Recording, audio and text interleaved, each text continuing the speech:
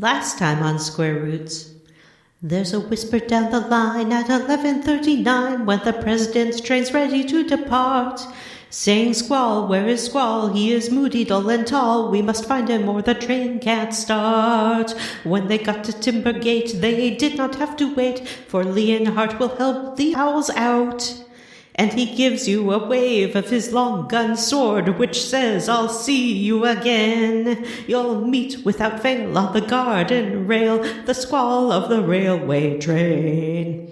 Leonhardt, the protagonist of FF8.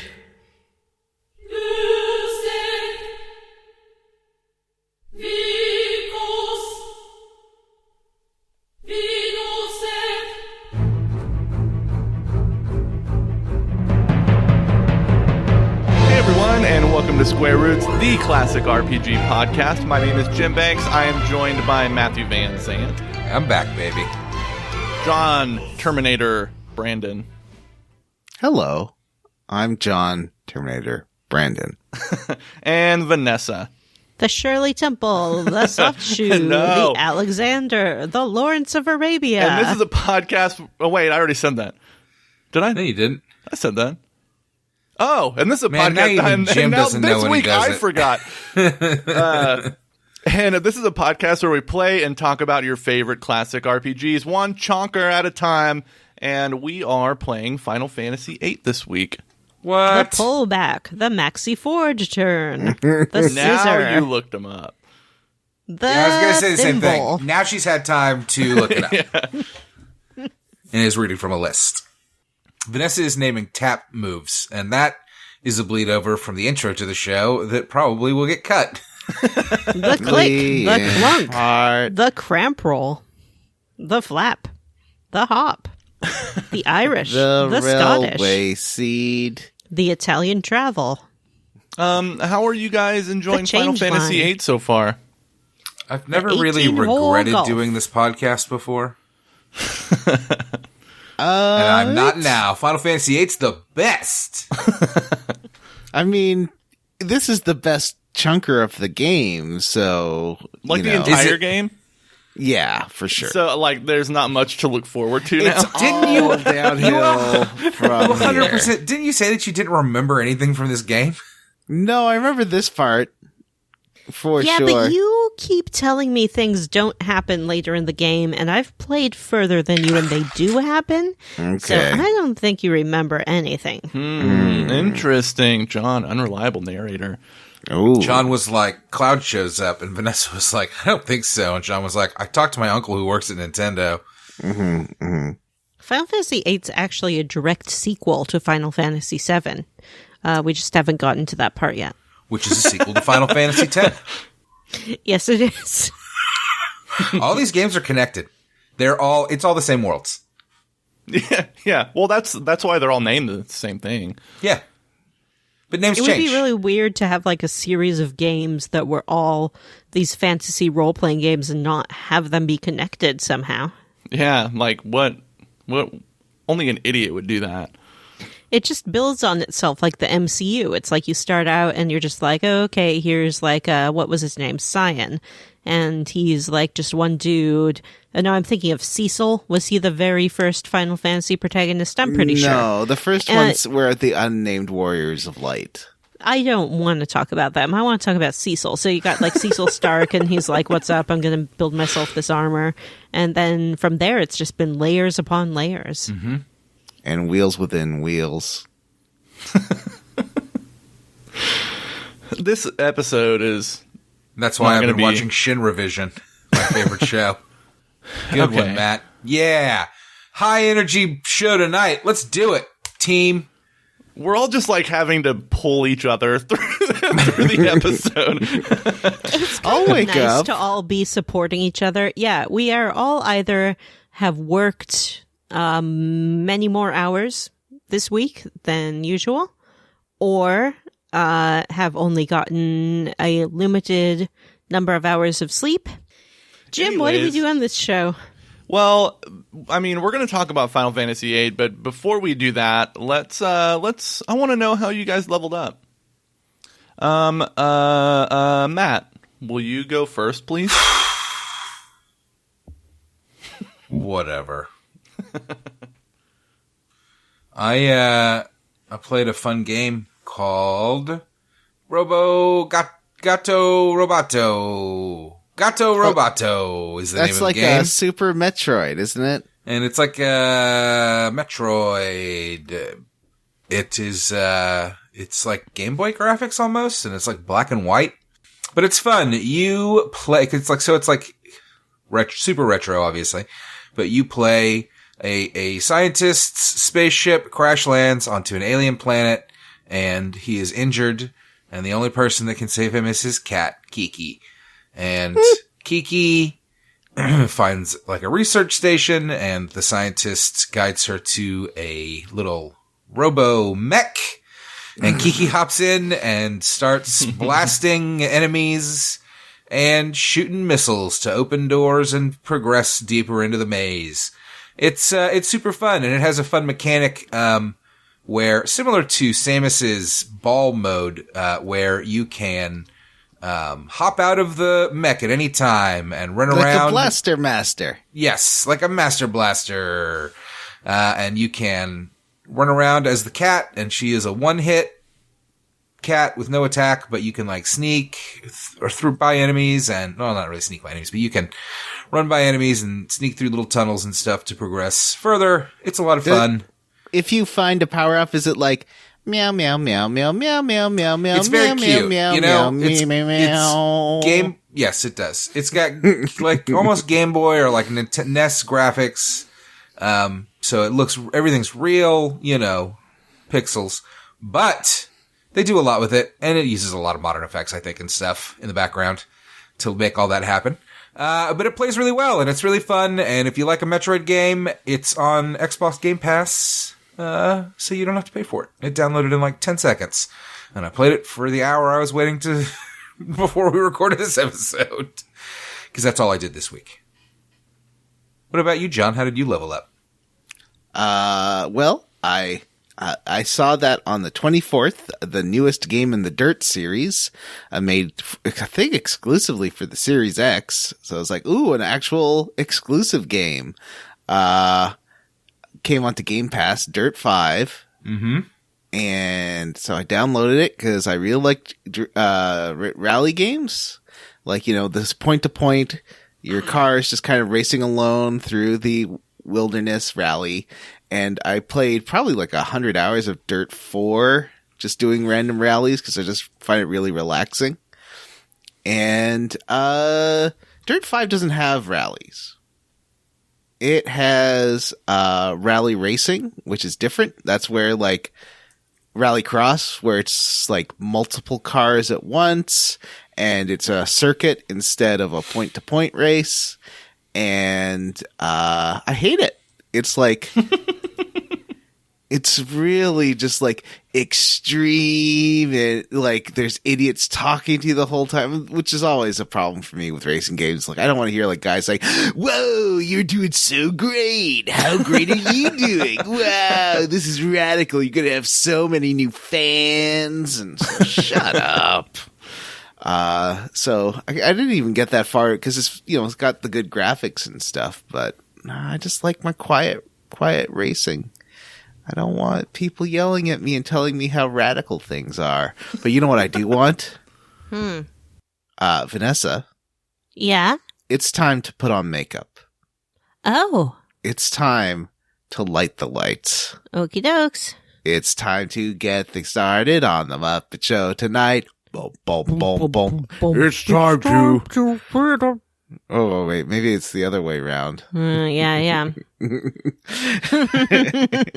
Why do we always come here? I guess we'll never know. It's like a form of kind torture, of torture to listen have to watch the show. What a great show. Every episode of The Muppets is on Disney Plus. I haven't seen these since I was a little kid, and they're great. What a good show. I watched love them. the Ethel Merman episode. That was a lot of fun. She did sing her hits, of course. Mm-hmm. I watched the, what's his name? He was on Three's Company. He's that guy who played Mr. Furley, Don Knotts. I watched the Don Knotts episode. It was a lot of fun. He's a very good physical comedian. From my youth that there was a episode where Elton John was on and Miss Piggy was totally smitten with him. Aww. And convinced that they were meant to be together. That sounds like Vanessa. What? I have never once in my life come on to Elton John. Elton, if you're listening, hit me up. Yeah. I haven't seen you with a lady in a while. You will be standing when I'm done with you. Thanks. Jim, how did you level up? Let's see. First, I think I'm going to do a quick, patron level up. We put our next game poll up on our Patreon. Mm-hmm. And you did a our very Patreon. good job. I liked your poll. It was a wonderful poll. It was such a glorious poll. Listen, listeners, we really need you to dig us out of this one. Kingdom Hearts has really a excited steady about it. lead, but there's still plenty of votes to be voted. Yes, there are, as More of right than now, enough to only, turn the tide. right now only maybe like a third of our patrons have voted. But of the games on the list, we have Fallout New Vegas, Kingdom Great Hearts game. 2, No. The Elder Scrolls V Skyrim, Great game. and Deus Ex. Probably a great game. And right now the tally stands Kingdom Hearts 2 with a commanding lead of 43% of the vote. At one point, it had like 53% of the vote, which means that it had more votes than the other three games combined. What is wrong with people? This kind of leads It's into lost my multiple polls before, but this time people are into it. I've tried to sneak this one in 2 or 3 times. It's kind of my go-to. So I'm excited what are you going to to see do it if in the it lead. wins? Never So have anything to pick excited, again. in fact, that I It'll be birth spent, by even sleep. though there's weeks left in the poll, I decided to play probably 6 or 6.5 hours of Kingdom Hearts 2 today. And that game's great. Mm-hmm. It's fun. It's very satisfying. I'm playing it on hard mode, which is difficult, and I think I'll start over, even though I've done a lot of the worlds multiple times already. But it's fun. I hope it wins, and I'm not just doing this for gym time. I would rather this be podcast time. Mm-hmm. Mm-hmm. But I think the reason why is that you know that you're going to play it all the way through now either way. Definitely before we finish this season. I will say my last Kingdom Hearts 2 playthrough, which I did a couple of years ago, I put 102 hours into it. Got all my characters up to level 99, did all the puzzle pieces, did all the synthesizing. Man, I don't know. I kind of want to do that again. That's how much I like Kingdom Hearts 2. So that's how I leveled up. Vanessa, how did you level up? It's time for Vanessa's Youth Corner. What are the kids up to? Y'all hear about that TikTok? It's a app for kids. They love it. They love to make their chicken talks. One big thing that they liked to do this year was write an entire musical together as a community. It's called Ratatouille the Musical. It was just like a bunch of kids, and they're like, hey, we like Ratatouille. And I think if it was a musical, it would sound a little something like this. And then, like, all of these young composers and choreographers and directors and artists, they came out of the woodwork, and they're like, hey, yeah, we're going to write and sing some songs from Ratatouille, and we're going to perform them, and we're going to talk about costumes and all of this stuff, just all over the place, just this burst of, like, essentially musical fan fiction, right? Mm-hmm.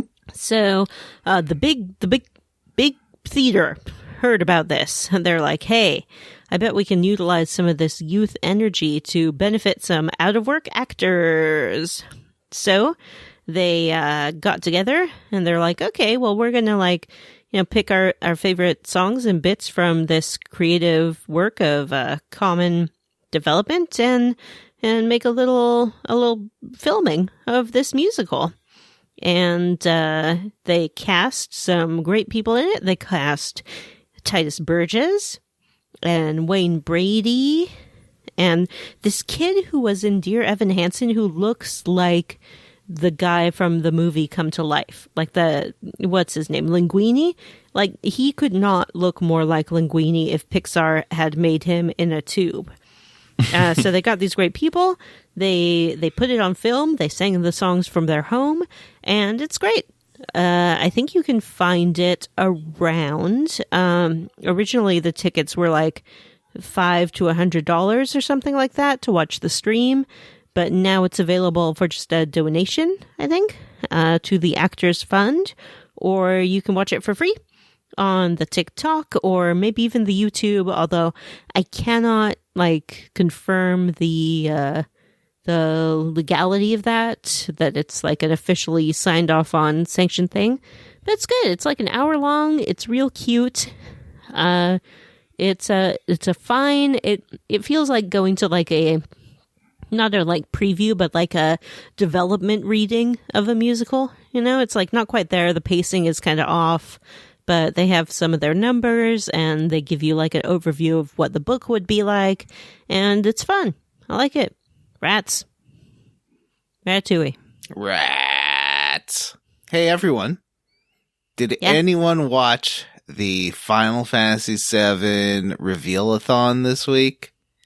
Oh, kind of. I saw a thing with the Yuffie, and she was yuffing around a whole bunch, but she was with people who I've never seen before and doing things I've never heard of her doing. Scruffy, Duffy, Buffy.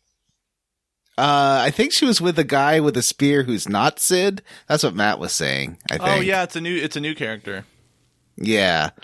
And there's also a complete remake of Final Fantasy VII, like the complete compilation, including Dirge of Cerberus and Crisis Core, except it's in kind of the style of original Final Fantasy VII, to like the top down with big chunky polygon men's.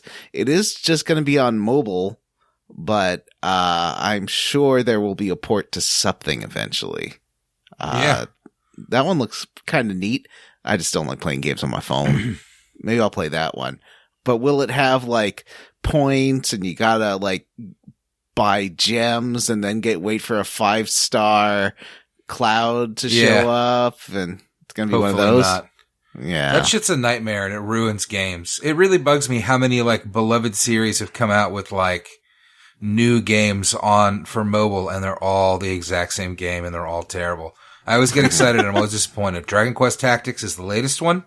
Mm-hmm. Final Fantasy Tactics Mobile, I was really excited for and turned out to just be kind of garbage.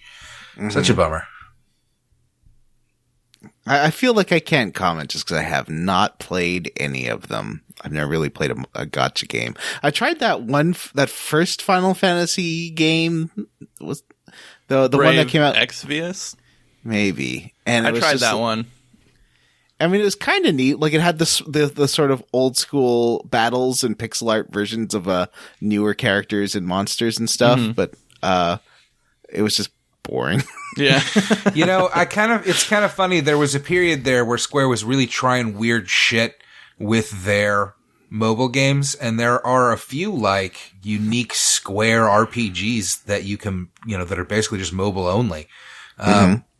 That people like a lot, but I think too many people were like, mobile, I don't like that. Or probably justifiably like, crappy screen controls. I don't think that they sold that well. And now Square has found something that does sell well. And that is spins of a fucking roulette wheel. because gambling is legal on your phone, apparently. I'm gonna play this Final Fantasy mobile remake though of all the games. Yeah, I'll check it out. I think it looks cool. I like the art style, and I like what they've done with a lot of the environments. I'm gonna have to look at it now. And a lot of those games I haven't played. I never played Dirge of Cerberus. I only played Crisis Core a little bit. So I don't know. I'm excited for it. Bring up that other one though. What about Final Fantasy VII PUBG? Oh yeah, yeah. First Soldier, Final Fantasy VII First Soldier. I have no idea. And it is a a mobile only battle royale game. Just like PUBG I'm Mobile. gonna download it for sure. Yeah. Am I gonna like it? Oh, I doubt it. I very much doubt it. Yeah. I might like it for a couple of days. I guess that's what we'll be playing from now on instead of PUBG together. Maybe. John doesn't like It's playing too games on his bad phone. because the most important I don't think level Paul up will. that- I can imagine Paul Yeah. playing That's that never one. going to happen now. Eventually, I think- we'll all drift away from PUBG, and Paul will still be there. Aw. I think that the most important level up that Jim has is that he got a great new emote on PUBG that allows your team members to do a synchronized dance with you. It's great. Oh, I love it. wow. I can't get enough of it. I popped into the PUBG store while I was waiting for Vanessa to come online the other day, and I bought a new Big Bad Wolf outfit. And I bought a new emote, and when I was doing the emote, if you do it in the vicinity of your team members, they get like a little notification, and then they can bring up their emote wheel and select it, and you dance. It's all synchronized. It's like Destiny's got some stuff like that. Some like It is synchronized emotes. hilarious because the emote that I got is it's like the sexiest dance I've ever seen on PUBG. Oh, It's a really It looks like sexy a lap dance. dance. Yeah. It is hilarious, and Vanessa and I did it probably 300 times. I did Yeah. actually spend real money on a outfit for base in Dead or Alive 6, the free-to-play one, I saw that on your Twitter. where he's wearing it looks like sort of lingerie, but it's got springs connecting instead of straps to the stockings and stuff. It's got springs. It's very weird. That game has some good sweat mechanics. Can I dial us back a second to what we were just talking about? Because I just looked at that Ever Crisis Final Fantasy VII remake, and it looks phenomenal. It looks great. It's going to be remake. It's going to be come out in chapters though, so that's going to suck. Yeah, and also, but you know what the it looks art like, and style you know what looks... it says to me? That Final Fantasy 15 Pocket Edition must have done really well for them because it looks like they're like, let's do that, but Final Fantasy 7. I mean, it's on every console now. It's a really great idea to sync up all those games. I mean, even if it's on mobile, which kind of sucks, but just one kind of episode or episodic game that covers Final Fantasy all of it. 15 Pocket started on mobile, and and it spread to every console. So I think you were right when you said it will definitely be everywhere eventually. Yeah. I think it's just a good idea to let everyone experience because all those games are so fragmented across a bunch of systems.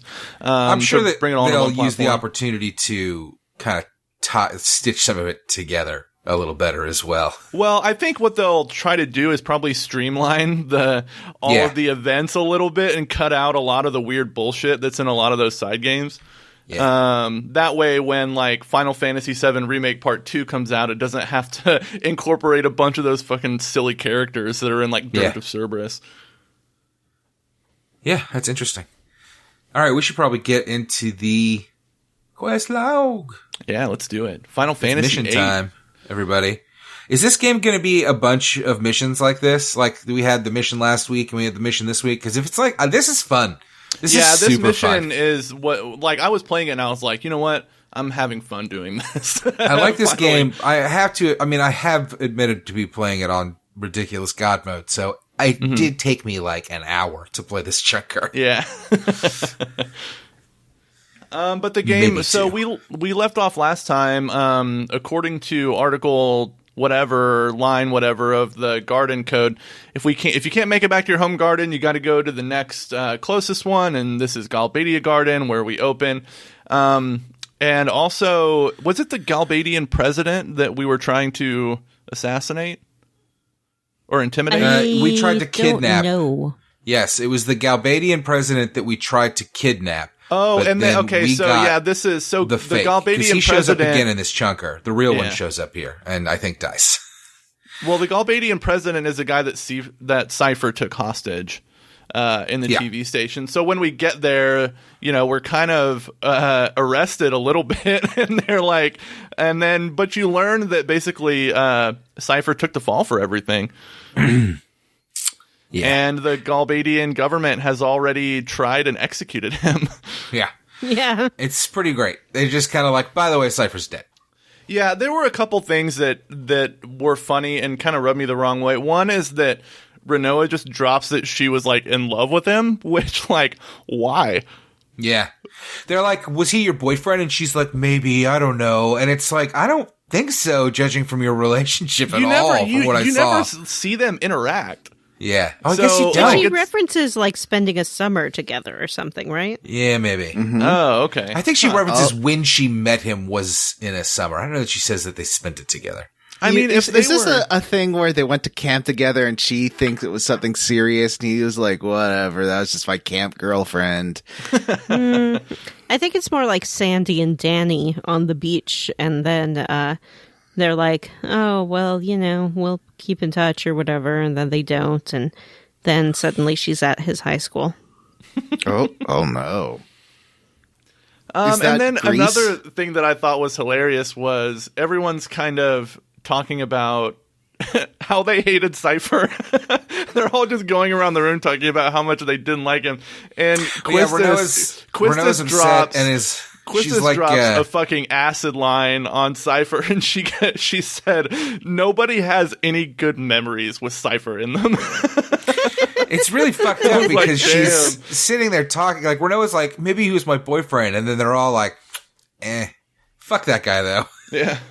And what a piece of shit. Flips out. Yeah, this is my very favorite thing that happens. Squall is like, nobody's gonna remember me poorly, and then he like runs out the door and just goes running down the hall. He's like, I'm not gonna be talked about the past tense. I'm not gonna die. No. Yeah. And that's what he says. He's like, no one will ever talk about me in the past tense, and just goes running through the halls of this building. You would think that part of your assassin school training is how to reel in your emotions a little bit when it comes to the idea of death. Squall, just as he's running out of the room, takes the bowl of fruits on the table and just whips it across the room. Well, it's like he's never considered the possibility that he might die on a mission. I took this more that because he had such an issue with interpersonal relationships and just the idea of forming them, that he was upset because he's like, oh no, these people like know me now. So if I die, they're going to talk about me. And my dream is just to like die and no one will remember me. I feel like this is a thing that is an accurate thing that some teenagers go through. Maybe not assassin teenagers who went to assassin school. Yeah. But I do feel like, I can kind of relate to this a bit, maybe. Even if it is like shitty and spoiled and, but it's like, this doesn't seem inauthentic, I guess, to something someone that age goes through. I mean, no, well, I guess there's a difference, like, thinking about that and like, deliberating, like, I guess, like, philosophizing around it a little bit is fine, but not, like, throwing a tantrum about it and running out of the room like a baby. But he did just even if they weren't friends, he did just find out someone he knew very well just died, and, maybe you act a little bit weird when that happens. Oh, okay. To be charitable, Squall. Yeah. I think he also sort of liked Cypher. Like, he was definitely obsessed with him. I think he idolizes him. Kind of. Yeah, it seems like they have he's that kind rival of relationship. jealous of his devil-may-care attitude a little bit. Yeah, I feel like the sort of Japanese rival relationship, the concept of that doesn't translate to Western culture very well. Maybe it doesn't like with sports people, but I wasn't a sports person. Right, that thing of like, you better work hard or else you'll never be better than me. Exactly. It's like if someone says that to me, it's like, yeah, I guess I probably won't. It seems like it means a lot to you. Good luck. That's kind of a big part of the plot of the movie Goon when they have that hockey rivalry. All right, we're gonna move on from that. So, Squall runs into Ragin and Fujin. They're raging and Fujin about how they don't think Sephiroth's dead. These characters are also in Kingdom Hearts 2, and I recognize them today, and it's weird. I'd never even thought about those characters before. I've always liked them. They're like the secret best characters. No, Laguna and Kira's Award are the secret best characters in the game. But they're like second place. They're like the Dona and Bartello of this game. Oh no! Yeah. I mean, it is pretty great because Squall's like, "Hey, Cypher's dead," and they're like, "No," and then they just run off. Yeah. He would tell us if he was going to die. Fujin's one-word answers are so good. Explain.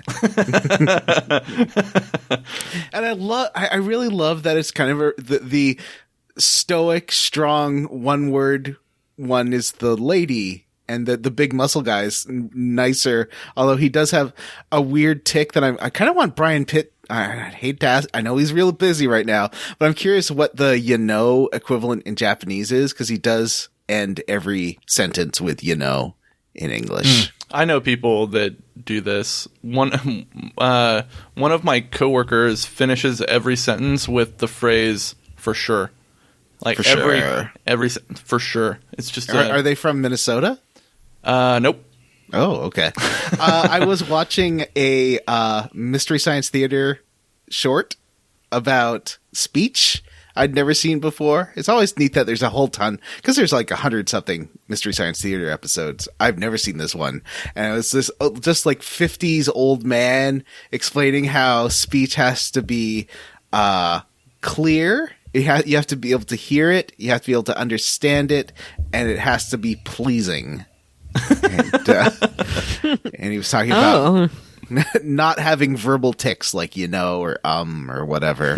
My brother recently pointed out to me that both he and I say "I mean" in front of a lot of sentences. Yeah, but you also drag it out. You're like, "I mean," in a good way. Yeah, I'm a real attention seeker, Is that what that is? I don't know. Don't psychoanalyze me. I think that most tics like that are just the speaker taking a moment to think about what they're going to say next, right? I mean, maybe. For sure. For sure. So yeah, they have new orders, and the orders are that they have to go meet up with General Calloway at Galbadia City? Is that what it's called? Dealing City. Dealing Galbadian capital Dealing City. Dealing? Mm-hmm. Dealing? I wish this game had voice acting, guys. Gals. Yeah. Ooh. Apparently, you do meet Cypher in Kingdom Hearts 2, so it does say how to pronounce his name. Yep. They do say his name out loud. Wow. Kingdom Hearts has Cloud and Awesome Sephiroth, and Kingdom Hearts 2 has Cypher. Kingdom Hearts 2 has Cypher and Squall and Cloud. Kingdom and Hearts has a good redesign of Squall, actually. A, they call him Cloud. No, they call him Leon. Not Squall. Yeah. And B, he looks better, because I do love his jacket. And he's got like kind of a long hair mullety thing going on. He looks great in that game. Yeah, he does. Swap him out. In Final Fantasy XIV, I got Squall's jacket, I guess, because I had an account back in 2010 or whenever that game first came out. And so my big Roa Dean guy had this tiny little jacket, and it looked so cute on him. What do you think it is with this game and jackets? Everybody's got some sort of big old something hang on. Were they Final Fantasy VII was all combat boots and giant gloves. Final Fantasy VIII, cool jackets. I'm obsessed with Renoa's sweater dress, though. I like the sweater dress. I think that would be so comfortable. Yeah. So we then go to the school entrance and meet up with Quistis and the gang. The headmaster shows up in his sweet Homermobile. That is wonderful. Does. All the cars in this game, I love it. They're all that Homermobile from that episode of The Simpsons where he builds a car. Fins in a dome. Have you ever rented a car to go around in the game, not in real life? I did when I was doing one of my mini no battles playthroughs. on. Not worth the. I rented one. You do run out of fuel. I don't know what that happens. What? If you do, you do Yeah, have to. I've Yeah, you have to seen, buy fuel for the car. Yeah, it's in the shops. I And you have to buy bullets for For an Irvine. upcoming character's super attack. That's crazy. Thankfully, Squall one hits everybody. yeah. I don't super have to worry about that. And Well, I keep the power up on because it lets you do his limit every time. oh wow, And that does do like 10,000 damage. It kills everything in the game.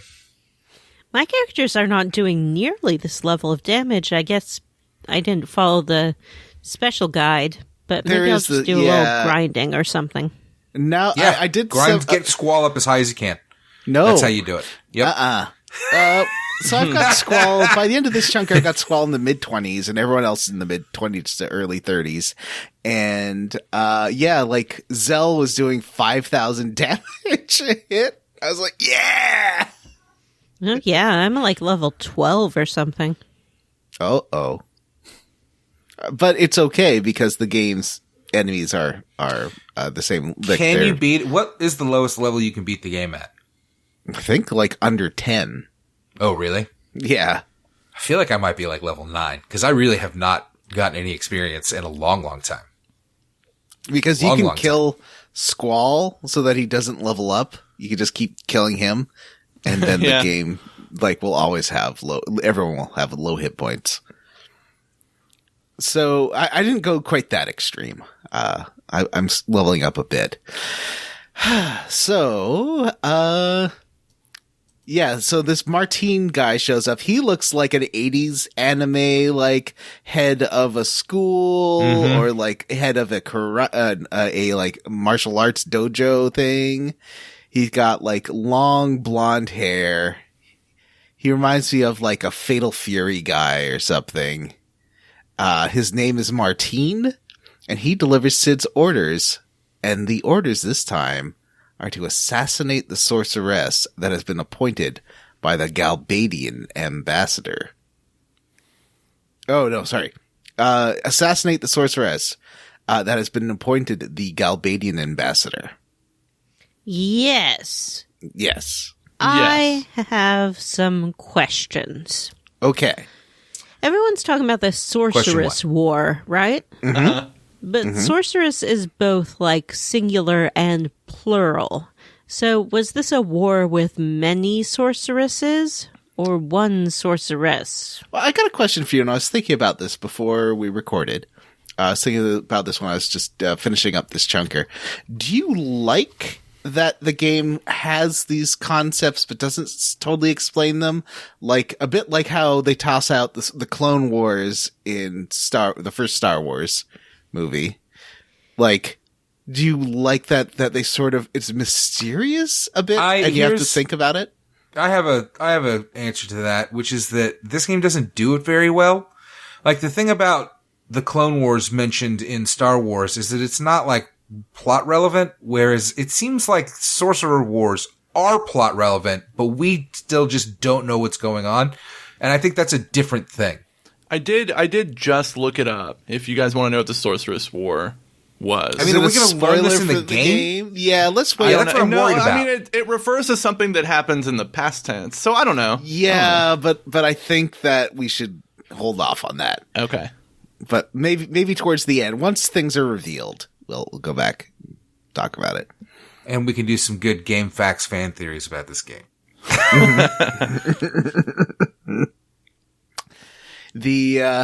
Yeah, so what do you all think about that? I kind of respect that because I like it it just feels like there's a lot going on in this game and your characters are not the most important people in the world. Right up until the end of this chunker, and then it's like, oh, okay, well now you're starting of course to they're going to influence world events. But I like that. I like that there's stuff that you maybe don't necessarily have the backstory for, but you still understand the gist of what's going on. And her speech does clarify a bit of what the Sorceress Wars are. And we'll get into her speech when that time comes. Yeah, they also explain that they want to assassinate her, that the Galvadian Garden wants to assassinate her because she's, as part of her new position, wants to use their garden as her like home base. And I think, was it in this one where it's this guy. He explains that Galvadia Garden is neutral. Like it isn't a political force. It stays out of it. So, it's the only reason it wants to get involved in this assassination is that it's separate from Galvadian politics, but this would mean that it would be under the control of Galvadia because the sorceress would be using it as her home base. Mm-hmm. So they don't want that. That's an interesting context, I think. Yeah. And I don't mind. I feel like the game could give you like maybe an opportunity to learn a bit more about what's going on because it does feel you're a bit in the dark. Maybe it's on your seed terminal. Yeah. Did you guys not check your seed terminals? You didn't read the whole seed terminal and do all the tests? You didn't pass the tests? I thought the tests were all about gameplay stuff, like what this icon means. And I wonder if it does explain any of that in the console, though. That's an interesting question. Oh, you know what? I will go back and look as soon. Okay, so there at this point, the game's like, hey, you can go get or not the guide, I won't plug it. The one guide that I'm reading says you can go get Squall's ultimate weapon, but it's like, oh, you need to get some of these special cards from a guy at Balam Garden. I'm like, well, I can't go back to Balam Garden. Probably, I guess you can walk back there. I tried. Oh, really? Is there a train you can take? You can't go across the bridge because it's blocked. Maybe. You can. That's why you had to go to the Galvadian Garden in the first place, was because you couldn't get back to the Balam Garden. Yeah, I don't. Maybe it's that you had to have been at the Balam Garden or started this getting the ultimate weapon thing earlier. Yeah. But I think you can get it later, so it's fine. But I'm sure it sounded like a huge pain anyway. You had to like farm like 30 of a certain kind of card by winning games and taking that card. Oh yeah. So it's like, does the character even if they have it in their deck, they may not play it in a game.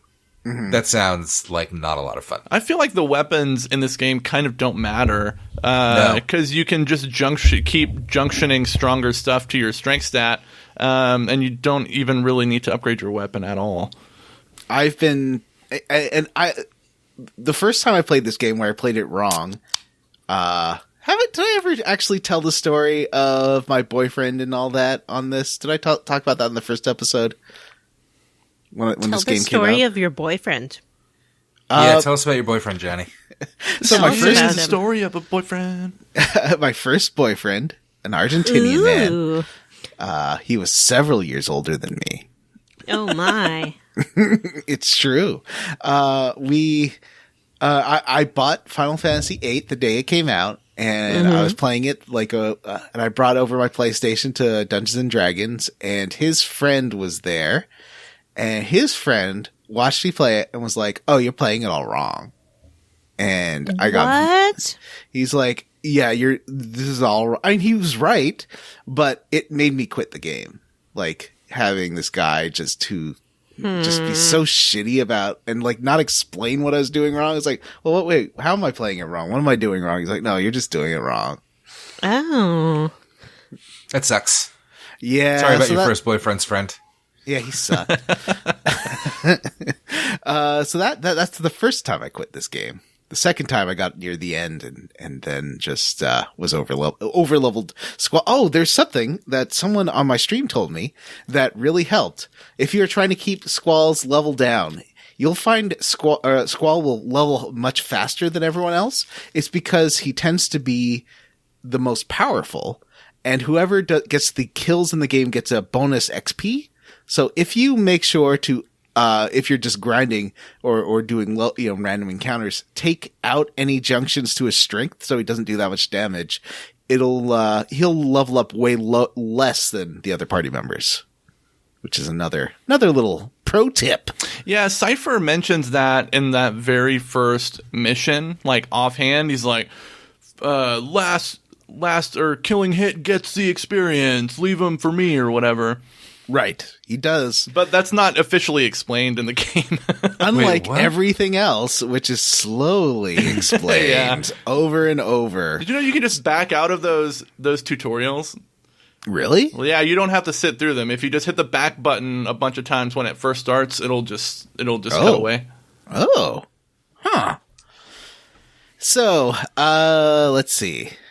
The orders say she's to be assassinated by way of a sniper, and Skull's like, well, we don't have any snipers on our team, so... Yeah, so we can't do it, because there's no sniper. Ever since Jim said he's Paul Rudd from Wet Hot American Summer, I just imagine that's like the voice. It's amazing. So then we are introduced to the guy that I think a lot of the Square Roots group assumed would be a Vanessa boyfriend, but and I'm terrible at picking Vanessa's types, but I was like, no, this does not seem, he seems like a stripper. He doesn't seem like a Vanessa boyfriend. Mm-hmm. Tell us about Irvine. Irvine is a cowboy stripogram. Like you call up a service and you're like, I'm having a bachelorette party. Send your best cowboy. He has long hair, which pro tip is a Vanessa boyfriend no. I don't care for it. That excludes a lot of magicians. I know. It's tough. It's tough. It's like your heart is being torn in two different directions. Like on the one hand, you want a nice short head of hair to ruffle your hand through, and on the other hand, you just want to see a dove appear out of a hat, and you have to choose. It's hard. He wears, I guess they're meant to be leather pants, but they're kind of baggy. So he has like baggy leather pants with knee pads on them. And you know what that means, fellas. Wink. Well, he's a sniper. Yeah. Oh, I guess that could be an explanation as well. Let me look at his model, because I remember there's like a high contrast color for his crotch. Well, they're like chap pants. Because he's a cowboy. Okay. Right. So he's wearing like chaps. I'll send you a photo. And so his underpants, not his underpants. That's like his seed uniform or something? That's his first layer. Yeah, he has like blue pants on, and then he has chaps on over those pants. And then he has a belt, and then he has like a little vest on, but it's too small, and so it does show like just a little bit of navel there. One of the things I thought was funny was they introduce him as the sniper, and then in his little character intro, the like really nicely rendered one, he has a sawed-off shotgun that he's posing with, and like, sir, that is not a precision weapon. Mm-hmm. He has a sawed-off shotgun. He has this big coat on that seems to have some kind of fur trim. He has a cheeky little necklace. Mm-hmm. He has fingerless gloves. He has a black cowboy hat. And he is horny on Maine. Mm-hmm. It's true, though. He's like, oh. You know what? I take it back. This is totally a Vanessa boyfriend. Look at this guy. John has sent a picture of a fellow in Irvine cosplay, and he looks exactly like a magician. He does look like a magician. I thought it was a magician at first. Or maybe a stripper. Yeah. he really accentuated the fur trim on the like. I like Really that trim. puffy and fuzzy. Yeah. Yeah, he has pockets there that he could pull a full deck of cards out of. Yep. And he looks like he's going to be like, let me take you from the world of the mundane to the magical world of the mind. He's a mind freak.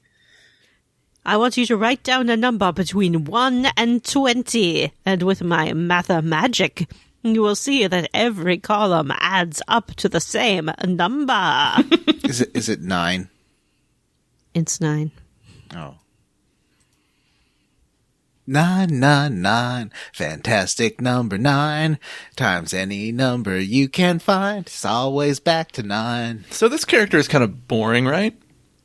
Do you guys think Irvine's boring? I think Irvine's boring. No, actually, because of what happens to him later. Oh, yeah, that is interesting. It's an interesting twist, but I for feel now he's like- just like, I'm the super cool sniper, I love the ladies, and I'm a magician. It would have been The cool gun. if, like, they could have used this opportunity to, like, introduce a new race. Like, maybe the sniper is, like, a kitty cat man. Yeah. This game doesn't have that. It doesn't have Moogles. It doesn't have... Doesn't? No? Be great if, Very like, early in the the game. sniper was, like a Kate Sith kind of character. Well, okay, it has the Minimog summon, which is a little kitty cat Moogle, and Vanessa did love it. Are any of the characters that we get... How many characters do we get in this game? Is this it? Yeah, this is it. We have got the full cast of playable characters. Wow, so it's just like a handful of boring. fucking teenagers, and that's it. Man, they were thinking movie with this one. We're going to put them all in fucking sweet coats. We're going to make them all really handsome and pretty, and we're gonna make a movie out of this. Tattooed teenage sorceress fighters from Galvadia Garden. Well, they have everything you need. They have boring guy. They have face tattoo, skateboard. Man. Yeah, they are a radical group of kids. They have They have existential Peppy dread. They have confident, classy girl. They have the MILF, and they have a cowboy. What more do you need? Which one was right. Perky Girl? Selfie. That's Selfie. Selfie. Yeah, that's right. So, he's going to be your sniper, and he's like, yeah, 1 shot, 1 kill. That's what I do. Just line them up and take them down. 1 head at a time. Explode, explode, explode. I'm basically a one-man killing machine, and I'm too cool to care. I never thought about it, but Irvine as Matthew McConaughey kind of makes sense. What? He's I way thought too... it sounded like you were doing a Matthew McConaughey. Oh, I'm just doing like a cool guy voice. Let's fan cast Final Fantasy VIII. Obviously, we would cast David Boreanaz as Squall. What? He's but like... Wait, are you Are saying you- that because he did the voice? Yes. But he's too old now. I don't know the name of all the young characters, but the guy who plays Cal in Star Wars Jedi Fallen Order could be Zell. I think he'd be a good Zell. What? No. Yeah. The Yeah. little redheaded kid? Yeah. As Zell? Yeah, why not? I don't see I it. think he's got a good energy. He's a good actor. Have you ever seen that documentary on Netflix where the guy got accused of drawing the dicks on the car? It's like a faux documentary. Yes. The guy that plays the dude who was falsely accused, like that kind of bigger idiot guy with the blonde hair who was also in that Bad Education movie. It would be. I think that guy is a Zell candidate. I don't know who could play a Squall because I don't know that many teen heartthrobs. Vanessa. They're all on Riverdale. Okay, so which Riverdale cast member would you put as Squall? Obviously, for Squall, you're going to go with KJ Apa, Archie Andrews himself, because he's tall. You'd have to dye his hair, I guess. And then, let's see, who else do you got here? Lily Reinhart, she'd be the perfect selfie. and Camila Mendez as Riona, obviously. Yes, Rihanna. And then for Zell, we're gonna pull from the tertiary characters and go with your Casey Cott as Zell. Cole Sprouse, of course, is the brooding Cypher. And who else? Who else do we have here? Oh, someone to be Quistis. For Quistis, we'll just choose Madeline Lisa Kudrow. Petch, and then the sorceress will be Mark Consuelos. And What? Come on. Can we fan cast them with older actors? I would like to see Liam Neeson as Squall, please. The guy who played Cal on Star Wars was in Gotham as the Joker. I know. I watched Gotham. I was the one. Oh, that's the one right. person who tuned in every week. So you don't think that would be a good Zell? I am just not feeling it. I think for Zell, you need, I'm thinking of a very specific actor. His name may or may not be Steve. He's like blonde and it's not Steve Zahn. Oh shit! He's They have a Star Wars figure for Cal. I kind of want to get that because it's Cal and the little dog robot. I love that little dog robot. I'm gonna get that. I'm gonna order who's that the from guy who's like contemporaries with like Pauly Shore and Brendan Fraser. Is it Steve Zahn? Is that I who think I'm you are thinking of Steve Zahn from the movie Shattered Glass. From the movie Shattered Glass, Square Root's favorite film. Yeah, Steve Zahn. He'd be an amazing Zell. I think he would be a good Zell. Play Zell. I agree. Steve Zahn. $80. $80. I mean, I like it, but I don't know if I $80 like it. I think that we should cast the Final Fantasy VIII movie with people who would have been age appropriate when Final Fantasy VIII came out, and I don't see what's wrong with that. Yeah, that kid that was, is it Josh Hartnett? Josh Hartnett that was in? Yes. Oh, Josh Hartnett would Faculty. do a Squall. Yeah, for sure. Yeah. He would be a perfect Squall. We could get Leelee Sobieski as Quistis. Mm-hmm. Great. Oh, yeah. Yeah. We got Steve Zahn as Zell. Mm-hmm. Man, Leelee Sobieski is one of the worst actors I've ever seen. She is awful.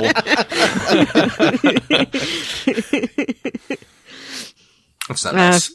Do they have to be alive now for us to fan cast them? Because that Fast and the Furious guy could be a good Irvine. Paul Walker, whatever. Come on. Come on. Not now. You're talking like, about what a bad actress 10 years Leelee ago he Sobieski is, but you bring up Paul Walker? Paul That dude's Walker. a robot. I mean, he could act He's when a he wanted cardboard to. cutout of Keanu Reeves with blonde highlights painted on. Keanu Reeves is a way you. more fun actor. Obviously, we'll have Rachel Lee Cook as Riona. No, Okay. Sure. Renoa. Come on.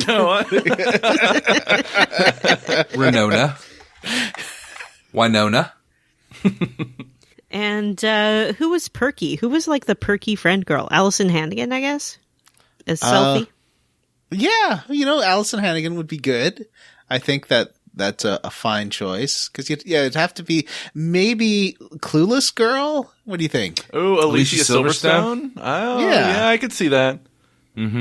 Well, bad news, fellas. We are canceled for whitewashing Final Fantasy VIII. Oh, no. Oh, yeah. I didn't think about that.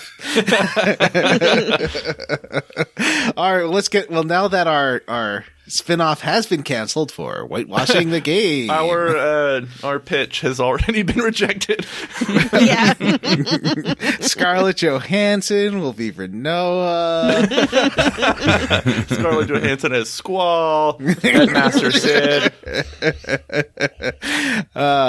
So we head to Galvadia, capital of Dealing City, via another train. Now, at this point, I did go to the train, and I got on the train, and then Selfie went down the little hall, and I couldn't go talk to her. And Renoa's like, maybe you should talk to Selphie, but I couldn't because I couldn't go through the door.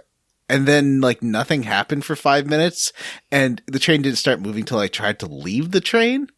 And then Zell and the other team came on because first Irving is like, hey, so I'm Irving, yeah. Yes, after Irving. He just yelled at Vanessa.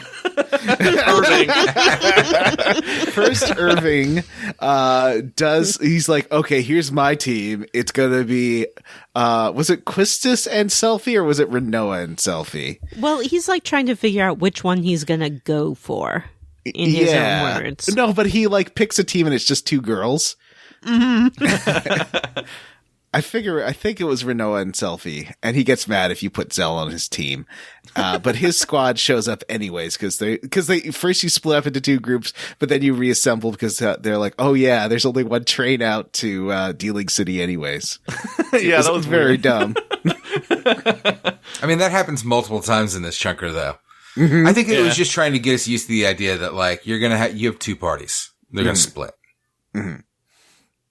It's 3 and 3, right? So I guess, man, that's... I was expecting this train to not get there, or that you go back to Laguna World, but that didn't happen. You arrive at Dealing City, and but on the way, Irvine does hit on Selphie. Yeah, he does. Her reaction to it is pretty funny too. What does she do again? She just kind of blows him off. Like, he says something about them being perfect for each other, and she's like, yeah, right. And then you see him move on to Renoa right afterwards. Yeah, it was pretty funny. So, baby, yeah. Oh, he's so skeezy. The next part of this was kind of bullshit. Like, this whole sojourn to the Tomb of the Unknown King that you have to do to prove that you're qualified to take on the mission. I did like that to get to, well, I mean, you could walk there, but in order to get to the Caraway Mansion, you do have to, it's like, well, okay, arrive at the bus stop here, and then you'll take the number 8 bus. Yeah.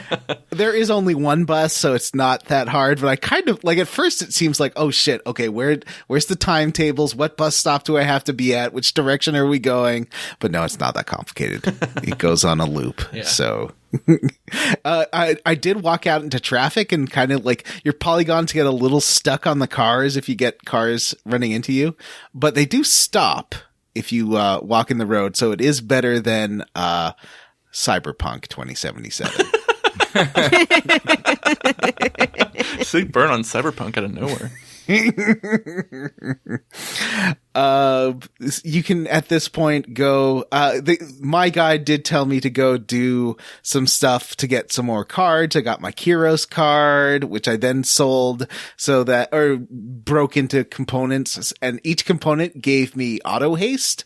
So Ooh. Now every character, so not only do they have super strength, tons of HP, they also have auto haste on them. It's wonderful. That's cool. These characters are I do like an RPG that lets you break it. Like Final Fantasy 6, 7, and 8 all have kind of ways that you can make it very easy.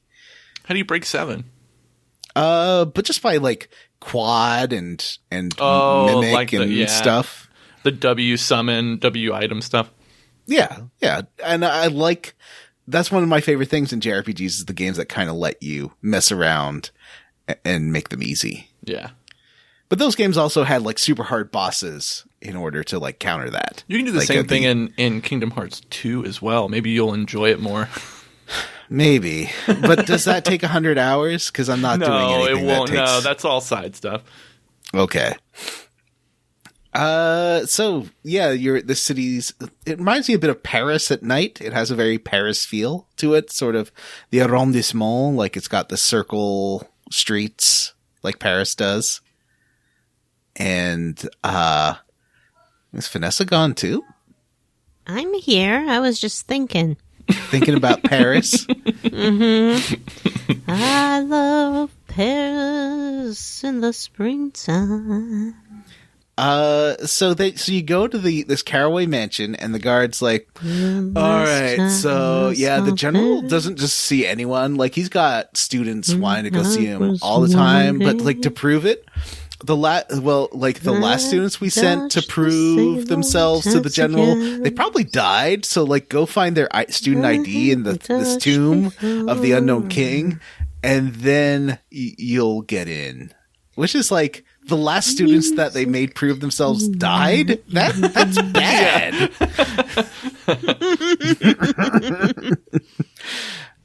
So you do go to the Tomb of the Unknown King. It's really not very far. And you get there, you just see these girls run out saying, float, float, float. Which is a clue to a strategy you can use to make the boss of this dungeon easy. Now, There's a boss in this dungeon? Well, so the guy does say you just go in a few steps to find the ID. I wouldn't recommend walking around. I also recommend I disagree with him. Walk around, because the hottest summon in the game is here. Yeah. Explain. Where is he? Because I walked around. I couldn't find a thing. Okay, so this is one of those dungeons where when you walk around, it's always going to show, like, it doesn't have a north is up kind of deal. Yeah, it's like, always going to reorient like the direction that you went relative to like where you are on the map. Yeah. So the guide I'm in recommends, okay, just keep making rights, because you're wanting to go east. Yeah. And then from there you make more rights. Yeah. So the screens for the most part you can go straight, you can go left, you can go right. If you go right, you will now be facing right. So if you go straight, you're still going in the direction of right. Yes. So you always take right turns, eventually get to the east side, where you do see a big statue of a Minotaur. No. One more try. Minotaur. No. Nope. Okay. So it's not Minotaur. Minotaur? It is it's Minotaur. Minotaur. Okay. Minotaur. Right? You see a bull man, and he does fight you, and he's very easy. So then you go to the next. I think there's like a chain you can unhook. It's the next one. You have to unhook the chain for the drawbridge, and you have to activate the water wheel to build the moat around the inner part. Yeah. And so you do all those things, and then you can basically just exit via the south, and then go back in and just walk straight to go to the center. And in the center, you'll find the brother again, but then he's like, oh, my big brother's gonna show up, and you'll see. And the big brother shows up, and he's tiny. He's a little tiny Minotaur. It's pretty funny. He's a little tiny Minotaur. And he's there, and they're like, now we're gonna get you. Now, I will note, Jim, remember how I've asked you to ask me to rate all the Minotaurs we see? Yeah. Let's pull this Minotaur up. Okay, let's see. Oh yeah. So they do have, like, I would call them weird polyhedral bulges, where it looks like, I guess they have a cup, a weird angular cup. They both do. Protecting them Rocky Mountain oysters. Yes, protecting the Rocky Mountain oysters, but they are wonderful. They have little matching armlets. I would give them, out of 5, a 4. They're definitely for now, the top Minotaurs we've met in a RPG.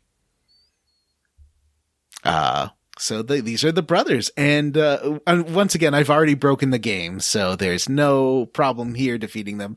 I do remember having a really hard time with this when I was playing this wrong, but these brothers are awesome, and so they do like a Janken. They play Janken to rock paper scissors to see who will fight you. Oh yeah, that's funny. That's fun. Yeah. What did you call it? Janken? Yeah, that's the Japanese name for rock, paper, scissors. Okay. Oh. They're just janking each other off. Did everybody get brother? So fun. I don't think Vanessa got brothers. No, I didn't find them, and I looked for them too. The sexy bull brother. Well, you have to like do all three sides of it first, or the like east, north, and west rooms before you can get to the center room. It's a puzzle. Yeah, I figured there was something going on, but I thought the game would just send me back there eventually. Nope, And I'd you do can it then. go back and get them. Because you got to level up your brothers.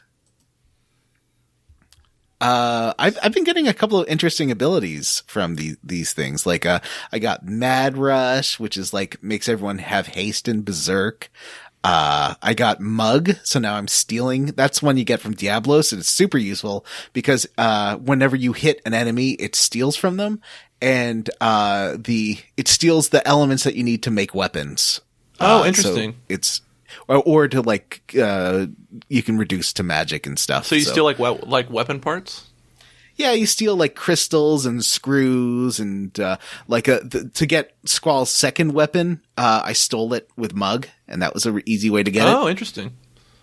I stole like parts from Wendigos. Vanessa's. Oh yeah, Vanessa, did you notice that you can fight Wendigos? If you give in to your instinct for cannibalism, you might be a Wendigo. Now, one thing you might not know about a Wendigo is they do drop parts you can use to assemble into a gunblade. You shouldn't fight a Wendigo because it's probably your sister. What you thought was dead, but she, in fact, became a Wendigo when she ate the corpse of your other sister, who had died in an accident trying to escape a Wendigo hunter.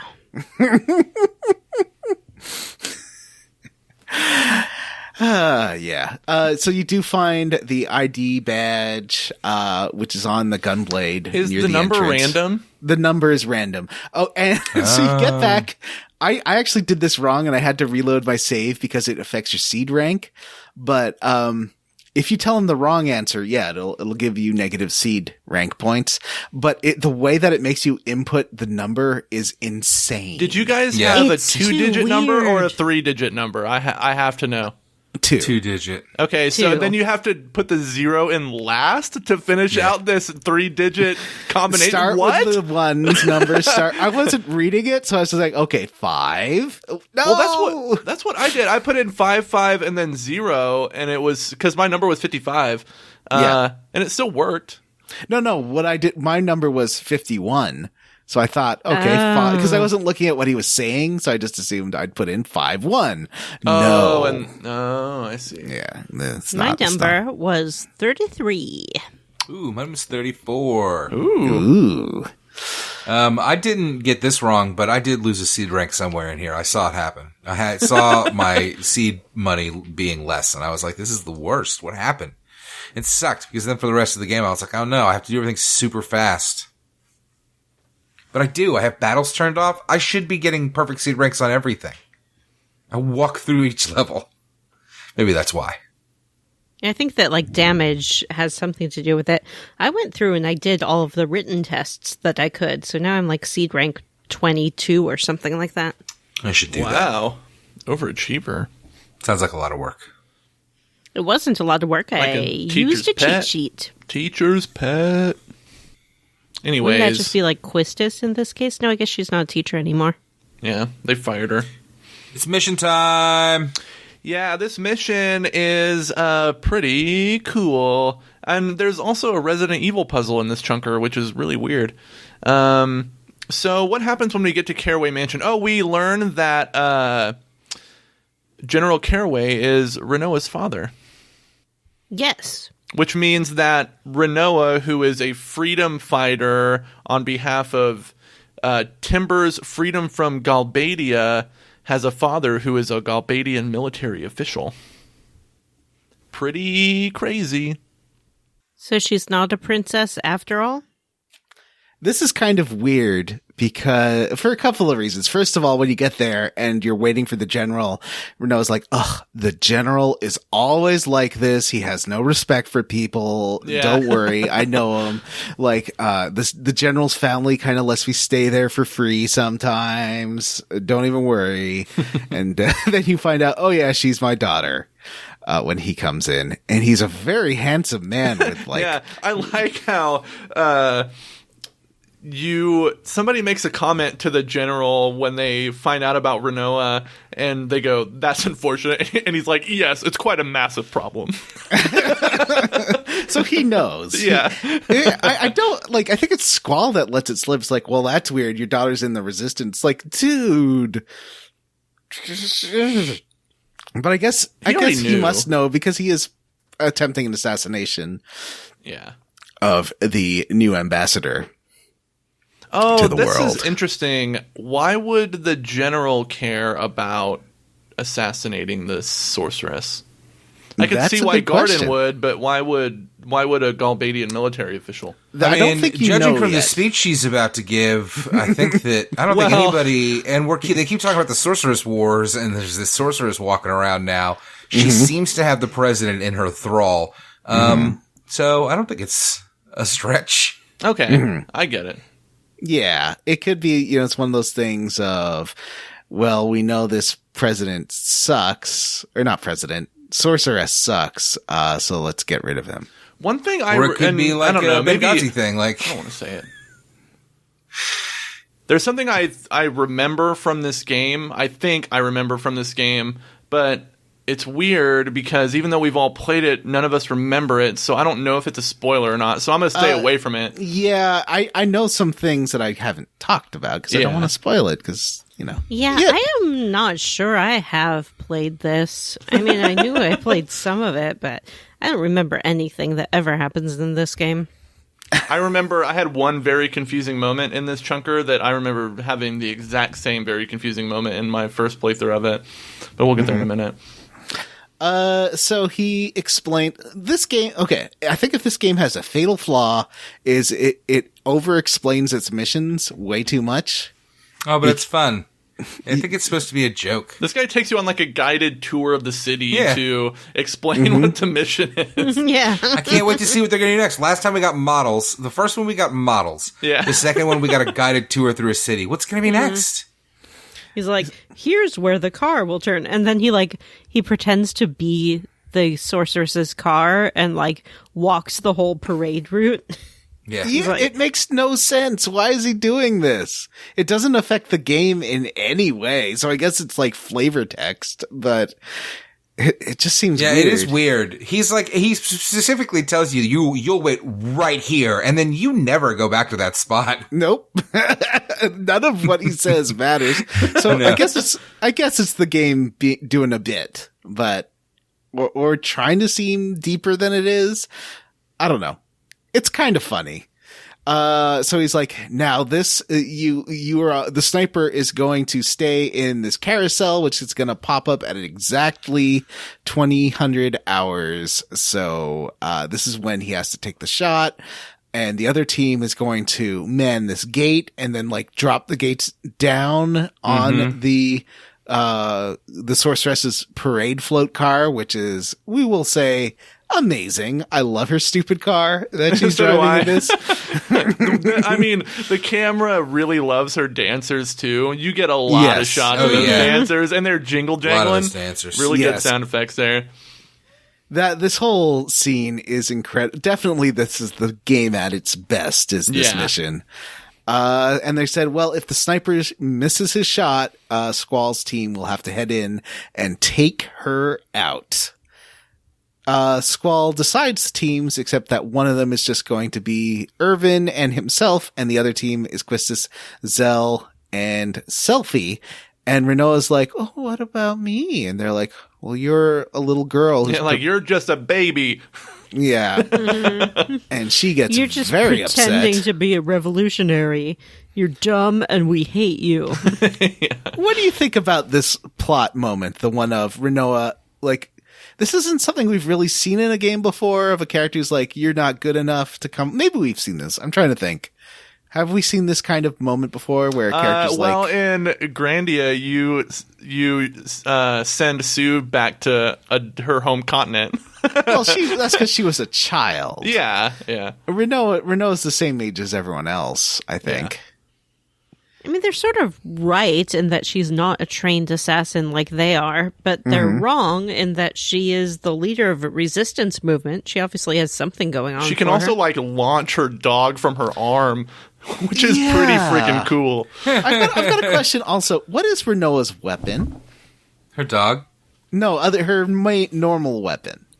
It's like a wrist launching boomerang. I don't know. I don't think I've seen it. I don't think I've Didn't used the it Power once. Rangers have those? Couldn't they shoot like little discs out? Yeah, it's like a disc that attaches to this wrist launcher, but she can also put her dog on it, which is the best attack. I got to switch to the dog to learning some more tricks. Oh, yeah. Gotta find those magazines or whatever. Yeah. So We've Renoa talked is about the weapon system, right? I guess now's not the time. the upgrades. Yeah, I mean, we could talk. I just got some upgrades for everybody except for Squall. No, I've already got It's so Squall's second one. weird. Why is this game so weird?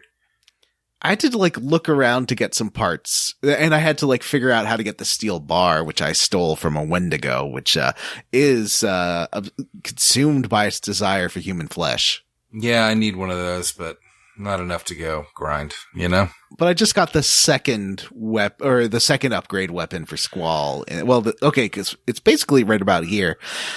So now the team's split. You stick to the Gateway team. And as they're leaving, she's like, I've got an idea. I got this Odin brand bangle that will suppress the sorceress's powers. So why don't you, use this? And then Quistis is like, that's a cool idea, but we don't really have time. And have you thought about how you're giving it to the sorceress, when you're giving to the sorceress, where you're going to do this? And, you haven't thought this through. You're just a kid. Stay home. Let the professionals handle it. And she's like, then everyone leaves and she's like, no, I can do this. I can do this myself. I have a question. Is it always Quistis, or is it whoever you choose as the leader? I thought that No, Squall is like, I need someone experienced, and then he's and like, Zell's like, Quistis. yeah, me. Yeah. He's like, sorry, and he thinks to himself, sorry. So you don't Zell. really have a choice? No, I it's think just always dialogue, Quistis. yeah. I thought that I walked up to her and picked her or something. I don't know. Why would Zell think that he would be the one when he spent the last episode ruining everyone's life by revealing the location of the base they were from? He's the reason why you have to go to Blam Garden in the first place. Or Galvadia. Yeah. So, this is great. You switch to their team and, you start, you go down, you're just leaving, and then you get to the sewers, but then, Quistis is like, you know what? I think that's really hard on Renoa. Why don't we go back and just apologize or I'll just go back and apologize. You two go to the gate, and they're like, well, we don't have time. She's like, oh, there's still time. We got an hour. So you go, but the other two run after Quistis as she goes back to the mansion. You go inside the mansion, and the general is going to lock, Renoa in the house, but Renoa sneaks out right before the doors lock. Unfortunately, Quistis, Zell, and Selphie get in there right as the doors close, and you are locked inside. Bum, bum, bum.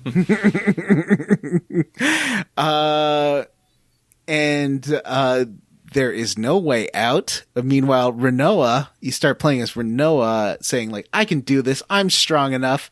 At this point, there is a sewer you can go down and get a weapons monthly. It doesn't tell you that you can go down that sewer, but it's useful to get the weapons monthly. Oh. And then Renoa climbs up some crates. And I went down the sewer because it seems like the obvious place to go, because you can't leave the screen. No, well, nobody. Right? There's also never any climbing like this and these kinds of RPGs. You know what I mean? Where you're like climbing on stuff in the environment. Like that almost never happens. Yeah. So how did this you game is really bad about like telling you what you can also manipulate. like trying to find where the like pixel triggers are for you to be able to hit the button Right. is a nightmare right here. And also, if you turn off 3 times speed, her climbing is the slowest animation. She's like, swing. She climbs, like if I was trying to climb on something, it's about that slow. Yeah, I do like how they inserted her dialogue here. Like, it's taking her a lot of work to get up here. But, like, whenever she gets to, like, a rest spot, she's like, yeah, I'm going to do this. I'll show him. Yeah. The model while she climbs has, like, spider long arms. It's so creepy. It is weird. I think it's true for all of them, actually, but I really noticed it here. I was like, wow, those arms are she has, as long as her body. Freddy Krueger nightmare arms. So when you're playing as Rinoa, this is the first time that you don't have Squall in your group. So I did take a moment to get Rinoa from like level 15 to level 25. Just, you know. Why though, John? Level up my Guardian forces. Why artificially raise I guess you're not artificially raising it, but why intentionally raise the difficulty of the game? Because the difficulty is based on Squall's level. So if Squall's not in the party and you're leveling up everyone else. Oh, interesting. Except there is one thing, you're kind of right. Well, first, let's, so she goes up to, she climbs up the boxes, does a jump that, admittedly, I could not do the jump she does, because that is like a 2-meter jump. That was pretty crazy. And then she climbs up a building and then sneaks into the sorceress's room and is like, the sorceress is sitting in her throne with like her flowing Tarsem silks and everything. She looks great, as always. Yeah. This scene that you get of her standing up and her hair shortens and like her little mask comes out, that looks super cool. The hair animation looks awesome. This really reminds crazy. It is bonkers. I gotta point out, it is some bonkers nonsense that while Squall is on an assassination mission, like, to trap this woman, Rinoa just climbs some boxes directly into her room. Yes!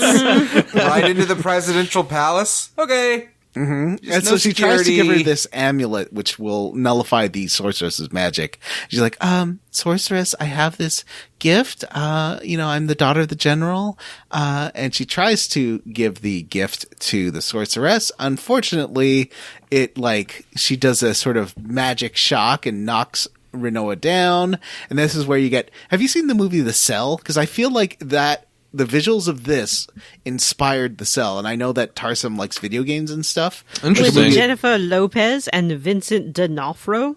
I think we just talked about that like a couple of weeks ago. It's a good movie. And it's a great movie. I really think there's a couple of scenes that are inspired by this scene, with just the way that the silks, like the fabric of her dress, sort of flows behind her in this long trail, and it's so beautiful. I remember when The Cell came out, and I have never seen it. I never saw it back then because it looked like it was too scary. Well, you were a little kid. Yeah. You I was were like a teen. I was a teen. When did it come out? 99 or 2000? 2000. So you'd have been a tween. Well, I was like 13. Yeah.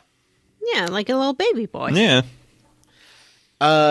So you get this beautiful cutscene, which I do remember from the commercials for Final Fantasy VIII. They used this cutscene. She does she pulls Rinoa up by her arm, and Rinoa's like, and then she walks through this magical gate, which sort of flows like water, and then goes outside and delivers an uplifting, inspirational speech to the people of Dealing City. Yeah, it's beautiful. So she walks through this water, and following her is Rinoa, who is smiling in this like rictus grin and like jerking around like a crazy puppet. It's pretty awesome. Her outfit is amazing, and she goes up to the podium, and it's like a real Eva Perón moment, speaking of late 90s pop culture. And I thought, we have our own charismatic sorceress here named Vanessa. Oh. Vanessa, I'll read President Dealing's part. Okay. Do you want to? Share with you this special speech. Mm-hmm. Lowlifes, shameless, filthy wretches, how you celebrate my ascension with such joy, hailing the very one you have condemned for generations. Have you no shame? What happened to the evil, ruthless sorceress from your fantasies? The cold-blooded tyrant that slaughtered countless men and destroyed many nations. Where is she now? She stands before your very eyes to become your new ruler. Huh? A new era has begun. Adia, are you all right? Adia! Adia outstretches her hand and Vinzer is stricken by something. This is reality. No one can help you. Sit back and enjoy the show. The crowd cheers for Yeah, Adia's speech? the crowd cheering made it seem very reminiscent of like a MAGA rally. Where she Where like Trump's tosses- like, we're gonna institute martial law, and everyone's like, woo! Yeah. Woo, small government. She tosses Dealing aside. His body slumps to the floor. Rest assured, you fools, your time will come. This is only the beginning. Let us start a new reign of terror. I will let you live in a fantasy beyond your imagination. Lock him up. Lock him up. Lock him up. I just love that everyone's cheering for this. Yeah. They love it. I just got the impression that they heard something completely different from what she actually said. Yeah. I think so too. This did remind me a lot of the concert from Parasite Eve because she has some visual similarities to Eve. Ooh, yeah, as well. good call. It would have been really cool if this crowd also just spontaneously combusted, like in that opening scene from Parasite Eve. Or they turned be into amazing. goop and just all like Yeah, melted like, together. That's in the Like zoo scene, right? yes, Or- with the yeah. kid's mom. And there were some great. horses on fire. Remember when And that then guy the jumped out of sorceress that was like- helicopter in that game and threw a gun That's while he was on amazing. fire? Oh, that was the greatest game we've ever played. I gotta get that sperm. So she does bring some lizard statues back to life, and they do attack Renoa. Out in the crowd, Irvine is like, hey, Squall, we gotta go help Renoa, but switch to Team Getaway, Smash Cut! Team Gateway, sorry. Smash Cut 2, Team Gateway. Quistis finds a secret door using a Resident Evil puzzle. What is the Resident Evil puzzle, Jim? You have to take a glass from the cabinet on the wall and then put it in the hands of this statue that has like the hands outstretched, and then the hands go down with the weight of the glass, and then a secret door opens. Mm-hmm. I'd say it's more of a goblet, but that's neither here nor there. That's I thought one it was of a those glass. corrections. It I looks could like a just- martini glass. It's a goblet. No, it's a wine glass. It's a martini It's a glass. goblet. That glass is for teenies. It's a martini glass, yeah. Yeah. 100%. It's a goblet for mead. No, the general drinks teenies, not mead. So this is the other part of the game where you are playing without Squall in your party. So I did take this chance to level up Quistis, Zell, and Selfie. And I got Selfie ended up like level 32 or something here. Like you level up so fast. But one thing I noticed, the game seems to have, during this section, pegged Quistis, I think, as the reference level. So as I was leveling everyone up, the enemies started getting harder and harder, and also getting like Thundara and Fyra. And so I was getting all this like crazy good magic that I got 100 of each and junctioned and made my people even more powerful. What a great game to break. And so I did that. You go through the sewers. It's a bit of a maze. This cutscene as the sorceress parades through the city is incredible. This has got the Cirque du Soleil dancers going on. It's got Cypher You see Not him, dead Cypher. not Not dead. dead Cypher. He's looking extra smug and shitty, and Matt describes He's riding on the sorceress's float, and he's Yeah. like, him. Yeah, He's like He's got a waving his real- gunblade around, like pointing Yep. up. He's just got a real shitty face, guys. Like, he's got that, like, smug, like, pinched look on his face that I just cannot stand. he sucks. Squall and Irvine climb up the side of the presidential palace. Does everyone know about this? And is there no presidential security? This reminded me legitimately of like a CW show. Like, this happened on every episode of Arrow. What, are you suddenly surprised that people can storm the Capitol and not face any resistance? They're like, All right. Wait. Did we skip the part about the lizards? The lizard gargoyles? we just mentioned that they did come out to attack Renoa. Okay. And we cut away from that. we didn't talk about how Squall is like reluctant to go help Renoa. Yeah, he's like, no, we have a mission. Yeah. That seems reasonable. But Yeah, like, he's a Irvine's soldier. like, she could die. And Squall's like, so? They did just learn about death today, apparently, so... Yeah. Been trained to be soldiers for several years, and just today they're like, Yeah. oh, we Wait, can that die? could happen to me? Would I have to talk about her in the past tense? Is Squall's dream that everyone he knows dies before he does? I think so. I don't well, as I said, it's a relatable thing that happens, but I don't understand what he thinks he can do about it. So you do crawl up the side very slowly if you don't have the super speed on. And Squall and Irvine will sometimes animate together. So I had like Irvine smushing into Squall's model, and they both climbed up at the same time. They're like sneaky postures when they're sneaking past the float into the presidential palace is hilarious because they're both like crouching and they have their arms outstretched and they're walking in front of the crowd, like they're walking through the street and everyone on both sides of the street can see them. For sure. But they're like in these sneaky poses. It's really funny. They're like bent over and they're like crouch walking. Yeah, I really like these It's hilarious. cutscenes. I They're think drawing these even are more attention to themselves. like these cutscenes are among the best that Final Fantasy has done. I think they're Yeah. so good. So you do run, you crawl up the side of the building. You get into the room where Renoa met the sorceress, Idia, and she is there with two looming lizards, and you can fight them. This is where you get carbuncle, so you got to make sure you check them for draws before you attack them. Carbuncle's so cute. Carbuncle. Oh, I forgot to get Carbuncle. What did you name Carbuncle anything, Vanessa? Carbuncle. I named him Slusho. He's like a little like diamond, like a little gem thing with a little gem in his head.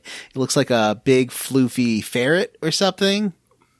Looks like a Pokemon. Yeah, he is a Pokemon. And he casts Reflect on your party if you summon him. He does not attack. So Renoa then joins you. It's like, oh, sorry about that. I don't know what happened. I didn't have control. And then you flee through a trapdoor that goes into the sniper tower. It's very convenient. Squall hands Irvine the rifle and says to Renoa, hey, Renoa, Cypher's alive. I just saw him out on the float, so I don't know what that was all about. And she's like, oh, well, that's weird. And he's like, I'm probably going to have to kill him, so just heads up. Yeah. Yeah, that's a weird thing to say to a lady. Yeah, well, I feel like, I mean, it's true. If he's there guarding the guess. sorceress. I mean, maybe it's better just to tell her now and... Yeah. I don't think he did the wrong thing here. And then he's like, okay, Irvine, it's your time to shine. And Irvine's like, Hold on, did you guys have trouble finding the sniper rifle? no, it's right there. I did. I ran all over trying to find this thing, and it's just in this little compartment that it's...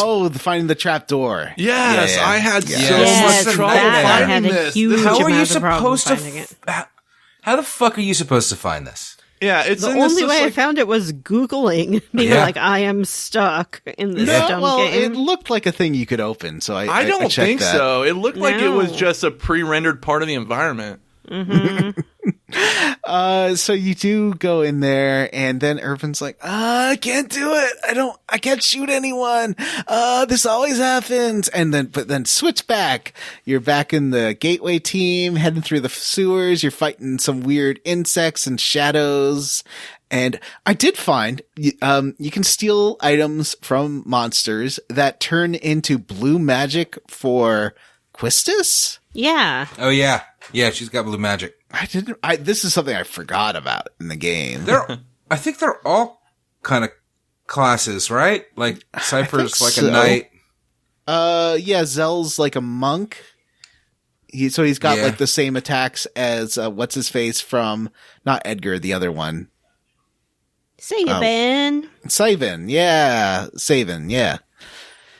So he's got the Savin attacks. Yeah, they're all classes. So she's the blue mage. And so I used a couple, but the things that give her blue magic are also weapon parts. So I was like, oh, I don't want to use this water crystal just yet, cause it might be something I need to get a good weapon. But I gave her a few abilities here. I haven't used them yet cause I think it's her limit break, right? Mm-hmm. Anyway, so you get through this maze, you go up to the top of the gate, and you look out the window, and there's the sorceress coming, and they're like, oh god, the time's now. Quistis, pull the lever. And Quistis pulls the lever. Do you say lever or lever? I would just say switch. If I was going to pull a lever, I'd say lever. Yeah. Okay, just curious. She pulls the switch, and then it drops the gates on either side, trapping the sorceress. And she looks around kind of vaguely perturbed, like, what? Yeah. Oh, they think they're going to do something to me, are they? And then That's not a voice. That voice does not work for the sorceress. You don't that was think like so? an old lady. No, she's got like a vampy voice, you know? They think they're going to do something to me, are they? You guys make him sound like rich, like That was it. New England wasps. Yes. Yeah. But it is like, Maybe I missed it. Did we describe the sorceress? Yeah. Like really describe her? Like pull up her picture and talk about what she looks like? Pull up her what now? Oh, her her, picture, okay. her character model or whatever. Yeah, you we can should do that. describe the sorceress. You do Yes, it, I Matt. will. She has an awesome black dress that's like head to toe, like neck to toe. But it's it's very form fitting, and she I has like a it big, tight. almost like a support flag or whatever it's called that like a knight would wear on a battlefield. She's got this My big old support like, white flag cape. is my favorite accessory. What is her name? Sorceress. Sorceress. My name's Sorceress. What's yours? Oh, Sypha, who are these children? Cypher, darling, be a dear and take out your gun sword and get to work. She has a big, like, golden sun on her. It's not part of her dress, so I don't know how you describe this, but mounted on her, like, shoulder blades, I guess. It's mounted right on me. Like, with long, spiky sun rays or so whatever it is, and like a white cape that hangs down behind her. I guess she doesn't have a coat. So is this the first character that we've met in the game that doesn't have a coat on? Selfie also Coats doesn't are have Nobody doesn't have a passe jacket. and coats are here to stay. John, we have lost Vanessa in this character. Oh, come She up has a and shell say on the side of her something. head, but only one side of her head. Yeah, one side of her a head head and has a like half 3 shell. horns and a shell. I'm like feeling a little horny. the other side does not. And she has long, pointy fingers. Oh, the She looks better to great. poke you with, my dear. She does have like poison ivy, veiny side things, just like Oh, Parasite I Eve love did. plants.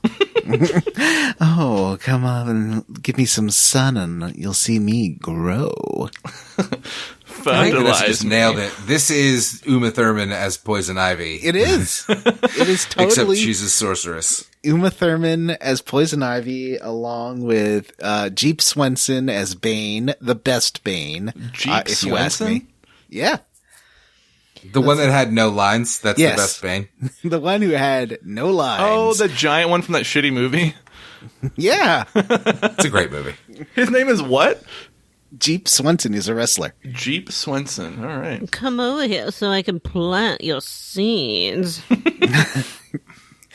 So then you, what is it? Oh, yeah, okay. Smash cut to Sniper Team. And Squall is like, can you just shoot her a little bit? It's okay if you miss, buddy. And he's like, no, I can't do it. I never can actually shoot people. I always say that I can shoot people, but I can't. I really liked this. Yeah, he's like, I liked this twist on he's his character. He's living with anxiety. He's like understandably buckling under the weight of a decision that's going to change the entire world. Mm-hmm. That's pretty relatable. Mm-hmm.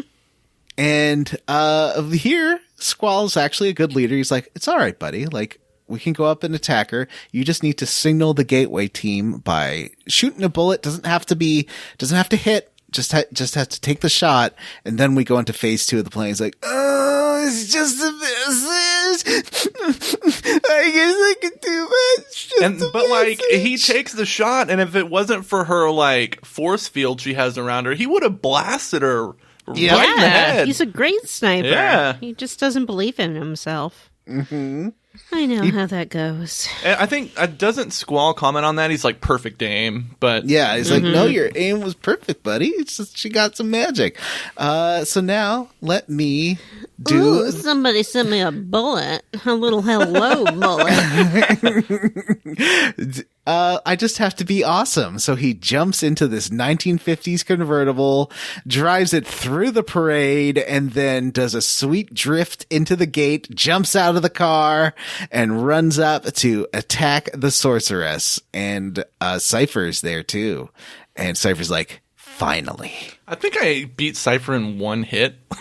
Yeah, he's got like 100 hit points. He doesn't have any HP. He's like, I've been waiting for this moment for all my life. Just get one did shot. Squall's Reza, whatever it is on him, and it did do 10,000 damage. And I do like to imagine that when you overkill them that much, that like the computer is like, ouch. Cypher's like, palms are sweaty, mom's spaghetti. Got this moment once in a lifetime. I don't know about you guys, but does I seem- did one hit the sorceress as well, which was cool. Sorry, Ooh. One hit and done, huh? it's fun. Not much fun for me. Oh, So you do attack Cypher, and then you take him down. He's like, oh, I never thought you could beat me. And then you fight the sorceress. First, it's just Squall fighting the sorceress, but then your friends join in, and it's all three of you fighting together. And she's pretty easy. She has a couple of attacks, but nothing super bad. I think you've got Asuna, that you can take from her if there's any status effects. And yeah, like it took me, since I am a bit higher level now, it took me a couple of hits to like maybe 3 to take her out, but I mostly spent the fight drawing all the great magics from her. It took me a few turns because a lot of my draws were failing for some reason. Oh, weird. Yeah, I know. You have to, you know how you can make sure you have a good spirit junction, because that affects the Okay. amount of stuff you can draw. Okay, that makes sense. So I drew lots of magic from her and then took her out. And you can't lose this fight one way or the other. You just won't get AP if you get killed. But either way, the game will not end. This fight ends with a cutscene. The sorceress starts pulling her hand back and summons a magic crystal, ice crystal, and then blasts Squall right in the chest. Squall looks down, sees himself impaled, and falls off. I guess he was on the towers? I don't know how he got up there, but he does fall.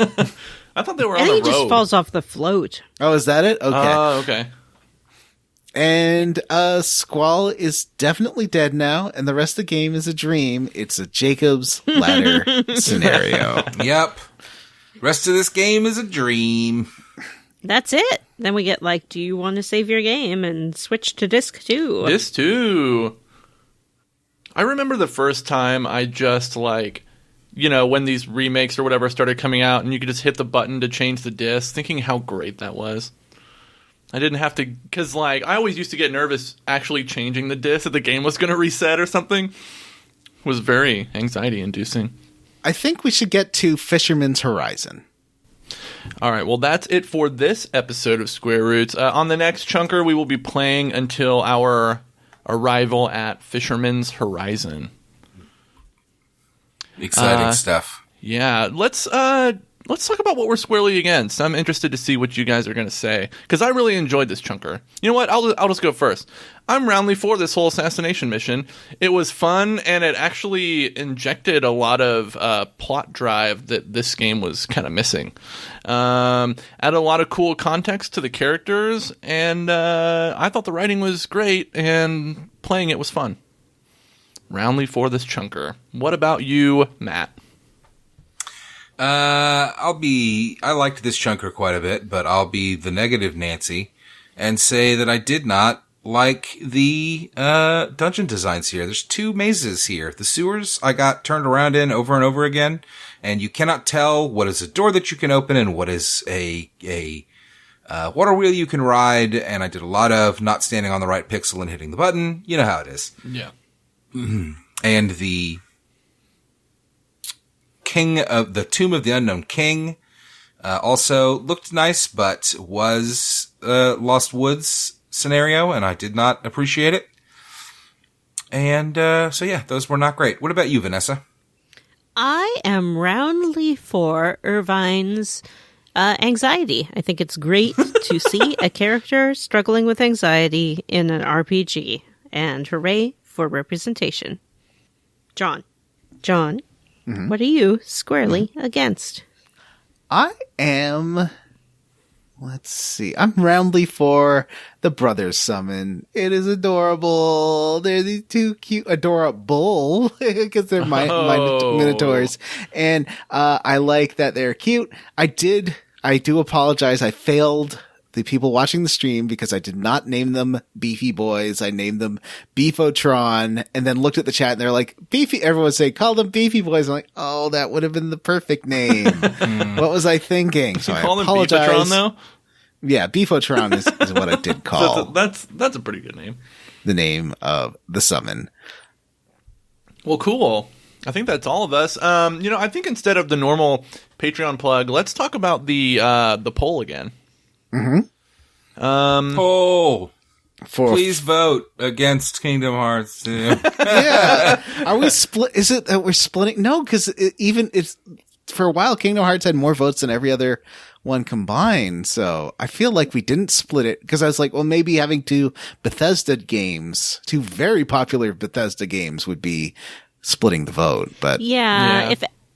If everyone who didn't vote for Kingdom Hearts could just drop these third-party candidates and instead get behind like Skyrim. I don't Deus even Ex? care. I don't even care which one. Actually, I'd love to play Deus Ex. I love it. Kingdom Hearts 2. I think Fun Deus game. Ex is in third or second place, so that's definitely the Democrats of this election. The thing about Deus Ex is we were all so excited to play Cyberpunk 2077, and now, of course, we cannot. And so give us a little taste of the Cyberpunk. Take us some Deus Ex. But also real bad 90s writing in the best way. Yeah. Where it's like boy. 90s cyber tech cool.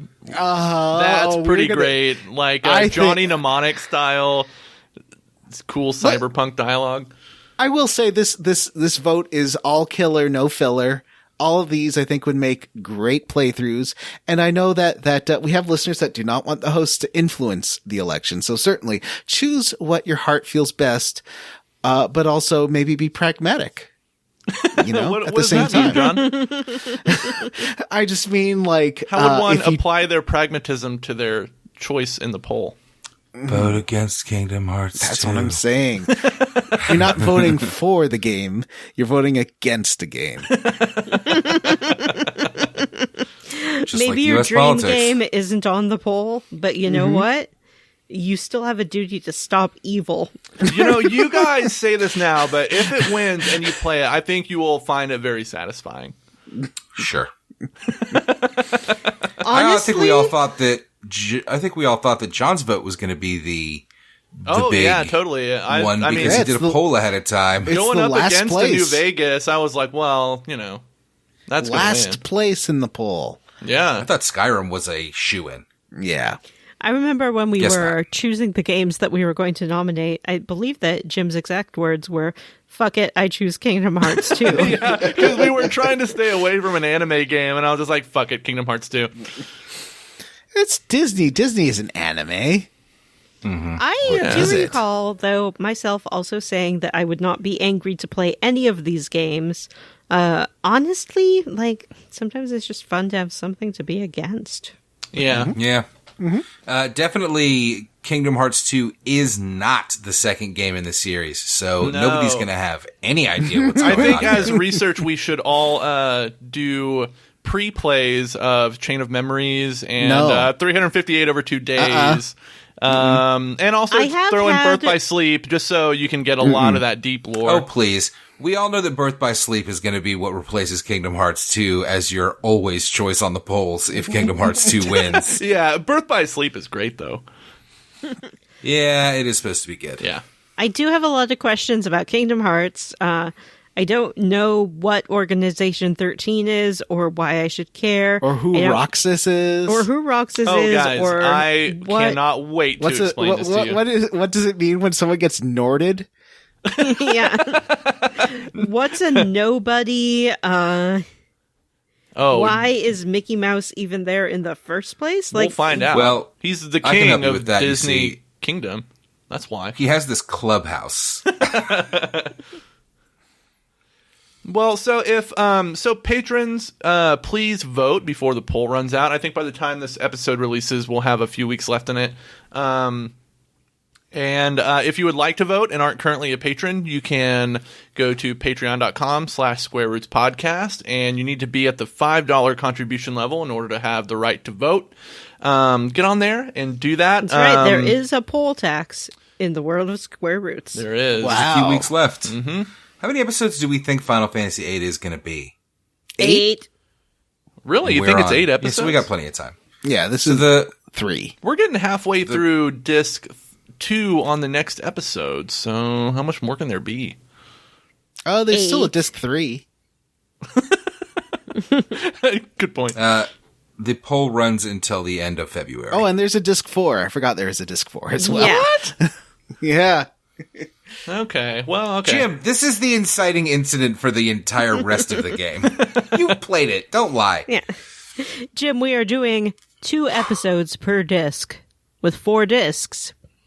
No. Well, but this is episode 3, and we're finishing disc 1. That's so true. we might have to pick up the pace. I Yeah. think disc This 4 is episode probably. 3? Yeah, this is Yeah. episode 3. Wow. Anyways. a lot happens. Anyways, plot-wise. check out the poll, patreon.com/Square Roots Podcast. Again, we have Fallout, New Vegas, Elder Scrolls V, Skyrim, Kingdom Hearts 2, and Deus Ex in the poll. So vote for your favorite, and whichever game wins, we will be playing for our next series. We did have one listener say that Skyrim has been discussed to death and that there was nothing else to say about it, but you haven't heard my treatise on the Bosmer dietary habits, so there's something more to say. Can you imagine making I mean, an at least arrow that in game- the knee joke in 2021? At least that game has big old fucking dragons that swoop down on you and you have to smack around. Like, that's fun. I don't care who you are. Well, another benefit of being a patron is we will read your Patreon username out loud on the show, which John is about to start us off. Oh boy. Friends, here we go. let's start. I'm going to go from the bottom and go up. Mostly rational person, Ethan G. Pearson, Wedge Kuhn, insert clever name here, William Westgard, Tracy Hales, Karma, meteor. It comes and goes, it comes and blows us all up. Soy soda pop, Stewart in Twilight as a mature emotional C. Please do not torture us with Kingdom Hearts 2. I'd rather see Squall replace Kristen Stewart. Oh, okay, sorry. Let me try this. That's one of the drawbacks of reading from the bottom up, John. Please do not torture us with Kingdom Hearts 2. I'd rather see Squall replace Kristen Stewart in Twilight as a mature, emotional Dan. Wah wah wee wah. Wah wah wee wah. Jason Tibbs. Vanessa's Renegade Cheese Plate. Joshua W. Broxson. Is Zell the inspiration behind Mike Tyson's face tattoo? That is that is my theory. Cassandra, Aaron J.L. O'Toole. Wait, isn't Aaron O'Toole the leader of the Conservatives in Canada? Selfie goes Choo Choo, Dylan Rowe, Thanks WWE. for your patronage. Mike G. Fresh Eyes, Aiden Marriott, Welcome to Cute Boy Jail, Honk Honk, Arthur A., Lauren Prince, Jack Mizell, Rubber Bear by Buggy Bumpers Babysitting Service, Saber Delta, John Scala, Joshua Humphrey, Allie, and Clinton Simpson. I guess I'll do mine as a Wham song. Chief Hazard. Chief Hazard. Oh, jeez. Chief Hazard built a guillotine that has the hungies for billionaires. Triple try hard, Christopher Highness, gunblading Sid Jordan McNeil. Sean still just cow is a Zell stand. Don't tell at Mel. Vanessa's gonna talk about PS4. Grayson 5. Leary Yell of the Clear. Eriko Bava. Andrew Leinhardt. Robert J. Defendi, Charity Water.org. Sexy Grandma's boy toy is Gary. I'm sorry, Gray. Isaac Wright. Justin Rash. Matt Squall is a Wiener Newellyn. Alexander Jokic, Liz Snup, Scoot Stans, Chris Wilder, Joshua Bennett. Hexagon. Armin Hammer, Hudson Robin, Andy Smith was expelled for junctioning with their guardian force in the library. Amanda Douglas, Christian Go, Sergeant Spaghetti and Christopher Ryan, Kevin Walter, Matthew Castellan, Amber Zimmerman. Now it's time for Jim to sing. I'm going to do mine like a Crash Test Dummy song. Okay. I'm not going to do that. Do it like we didn't start the fire. I was going to do. Once there was a robot in Greece. Ooh. Okay. Stephen Patrick, Paul Bursch, Alex Dulon. Let me finish. Joseph, Washing the Wind, Andy N, Knopford, George Brady, Michael Crawford, Jameson, OMG, what is this game? Mary Queen of Scoffs, D. Jethro, Ron, Sean Gonzalez, Ross Disney, Taco Tuesday on Thursday, Dr. Fine, say everyone's name, T. Bumpkins, cannot stop listening, Man with the Machine Gun, and so can you. Final Fantasy VIII is the only Final Fantasy where you can have two brothers be your GF. Hot. Andy Best, Citrus C, Gage La Charité, Chris Penyak, PJ Enns, Huxley Iguan, Hat Ben, the Ben with the Hat, Sean Walsh, Quistis' Unbridled Thirst, Florian Jonas Kramer, the RPG Luminary is definitely not a chicken wuss, Ryan Miller, Go Cry Wolf, and Nick. Cry Wolf. I'd like to thank Aaron Garby. Is Johnny in love with the brothers GF yet? I guess his mom says, play Final Fantasy VIII. It is your fate. Jake Dickerson, David Green, more like Final Fantasy Great. I have no memory of this game. Nathan Poirot, Randy P. My roommate was eaten by a T-Rex R. Jonathan Ellsworth, Sammy Mitchell. I'm Commander Squall, and this is my favorite store on the garden. Aaron Bachman, Metal Gear Solid 1 in 2021. Jonathan Robert M. Pullum, Miguel Torres. I challenge Lara Tracy to a duel to the pain. Grace Jenkins, Cameron Shelley, Cyril the Wolf, Cat Wars, Episode Socks, Return of the Nyan Cat, Robert T, Tom, Ross Hartley, Tyler Petty, Justin Ham, Bree Girth, Devin Sloan. Look, nerds, yeah, I'm late updating my profile name for Final Fantasy VIII, but I've been a busy boy. Brian Pitt, Ward Childress, the ghosts of Johnny's murdered fable husbands. GF Junction, what's your function? Matt Jorgensen, Vanessa's mom, and Stu Skeel. All right, everyone, that's it for this episode of Square Roots. Send us an email. We are at squarerootspodcast@gmail.com. Come see us at our Facebook group, the Square Roots Podcast Group for smart, cool, very attractive people, or find us on Twitter at Square Roots Pod. Cool, very attractive people. Please rate, review, and subscribe on iTunes or wherever you listen to podcasts. I turned from black into bright white. Square Roots never made any money playing through Squall and fighting the sorceress. All right, for Square Roots, I am Jim Banks. I'm Matthew Van Zandt. I'm John Brandon. I couldn't quite explain it. I'm always just Vanessa.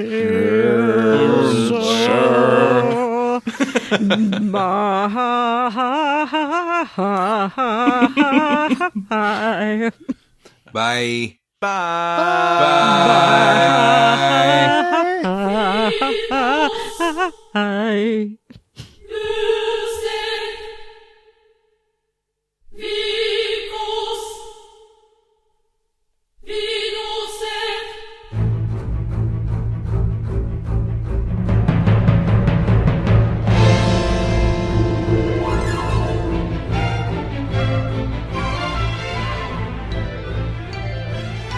Last time on Square Roots, there's a whisper down the line at 11:39 when the president's train's ready to depart, saying, "Squall, where is Squall? He is moody, dull, and tall. We must find him or the train can't start." When they got to Timbergate, they did not have to wait, for Leonhardt will help the owls out. And he gives you a wave of his long gun sword, which says, "I'll see you again." You'll meet without fail on the garden rail the Squall of the railway train. Leonhardt, the protagonist of FF8. Wow. Wow. Beautiful. It's applause worthy. Thank you. Very elaborate. Thank you. Mm-hmm. No, Skimbleshanks. The song and dance, the dance was particularly good. Yes, I do want people to know that I have been working very hard on my classic tap. Mm-hmm. I can do all those classic tap moves like the shuffle, The tap. the Double tap. the double tap, the hat twirl. ball change, the kick ball change, the I don't know, the windmill. Have I said that one already? That's No. gotta Jazz be one. hands. No, the windmill, yeah. The paddle and roll, the Cincinnati time step, the I don't know how many of lap, these she's made up and how many of them are real.